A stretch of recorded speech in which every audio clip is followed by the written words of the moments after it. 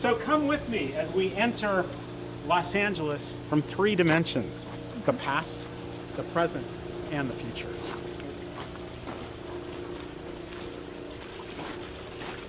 So Los Angeles, like many cities, was first settled because it was adjacent to a river that provided water, fish, food, and abundance. Los Angeles, like so many cities to be built, was paved, and we wiped out our river. In order to inspire and engage people to take care of this place and bring it back, we brought a model of the river back.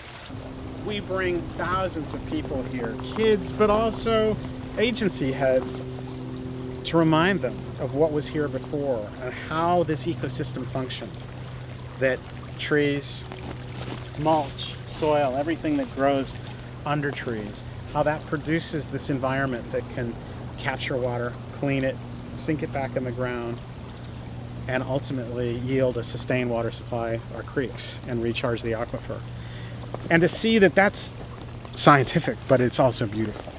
And the magic of letting kids get in, touch the water, touch the ground, play with the worms, it begins to unlock that inspiration and that dream and that notion that we have the ability to change things. I was born and raised here in LA, and when I grew up, it was really, really smoggy, very, very smoggy. In fact, I was really lucky I didn't get lung disease, I didn't get asthma, but it hurt to breathe on most days. And after a day of play at school, I'd have to go home, and my mother would boil a kettle so I could breathe steam. And my parents did with me what many parents did. I was fortunate. They sent me out of the city up to the forest, 100 miles from here. And I went to summer camp. And I fell in love with the trees, with the forest, because we could play, we could run, we could jump, it didn't hurt. The maps of canopy cover in Los Angeles are exactly in reverse proportion to mapping very painful urban diseases: diabetes, morbid obesity, asthma. So the highest concentrations in Los Angeles of asthma, of deaths from lung disease, the highest human populations of diabetes, obesity, are exactly the places where we lack tree canopy. You want to find problems in Los Angeles, you want to find higher crime rates, you go to where the trees aren't. When I turned 15, I became one of the class of the oldest campers in the camp, and it was our job. We were selected for a special teenage leadership program and service program, and as the tradition was, we would give something back to the camp for having raised us. And it was that summer, 1970, that the U.S. Forest Service had announced that smog from Los Angeles was killing the trees. It was air pollution that was destroying the chlorophyll, causing the trees to weaken because it was the ozone and peroxyacetyl nitrate, another chemical in the smog. Trees were breathing it in. It was actually burning the chlorophyll, so they couldn't produce enough food, and they were starving. And in their weakened state, beetles could bore in and take them over and kill them really quickly.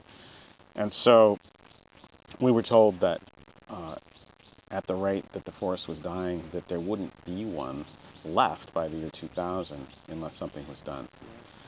And they basically said there's no government funding, nobody's doing anything to save this forest. If it's going to be anybody who saves it, it's going to be you kids.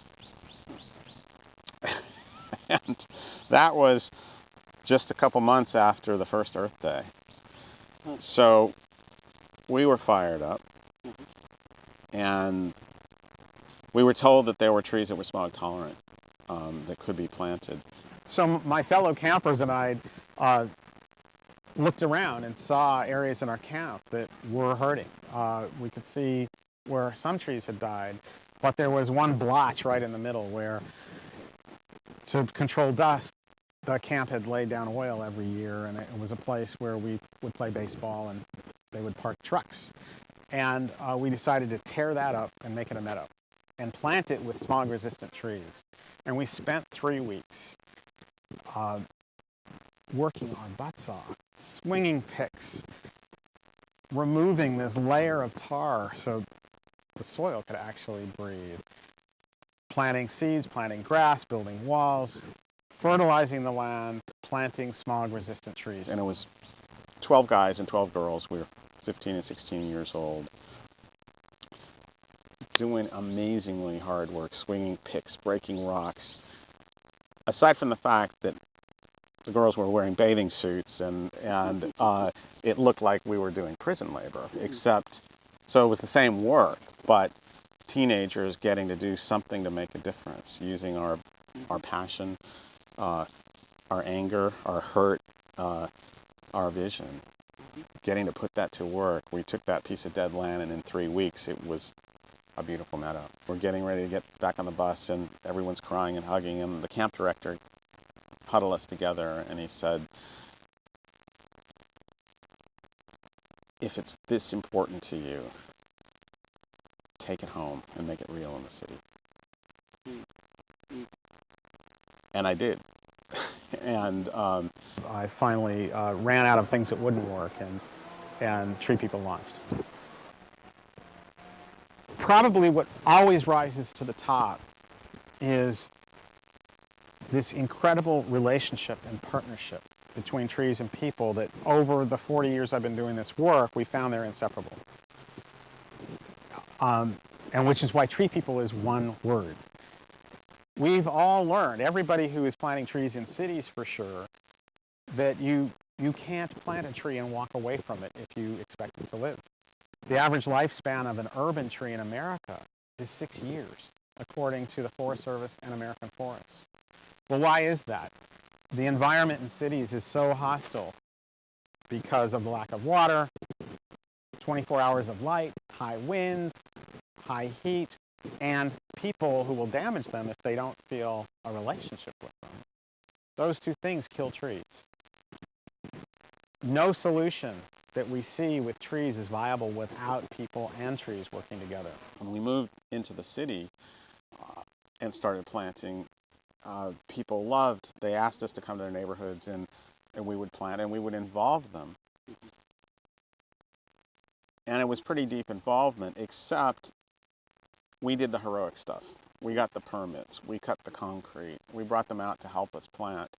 So when we said, no, we're not going to be the ones who heroically just come in and do it for you, because if you want your trees to live and you want all the other goodies that this does, you're going to want to do this. And from the start, it was a different paradigm. It took us some years to discover this in the neighborhoods. But first, we planted and people loved it, and we'd go away and we'd come back and find out, well, they hadn't been watering the trees, so not all of them would live. The requirement that we make is that people have to go door to door, knock on the door, meet their neighbors, and bring them to a community meeting where they can share vision together and build a dream together and contribute some money together. And from that, then create their event